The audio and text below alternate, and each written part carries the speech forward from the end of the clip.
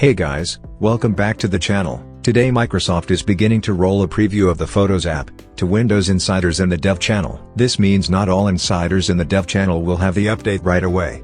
To get the update of the new Photos app, open the Microsoft Store app. And then, update your library.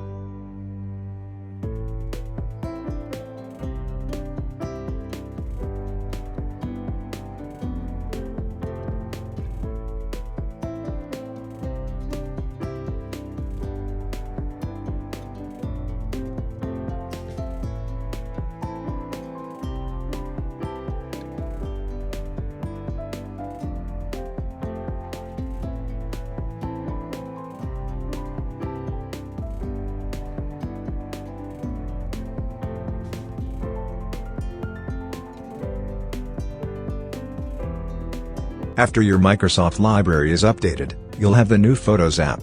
This update to the Photos app, version 2022.31090.16004.0 and higher, will replace the current Photos app experience. So, that was it. Hope it was useful. Consider like for the video, subscribe to the channel, and if you have any questions, just comment down below. Thanks for watching, and have a great day ahead.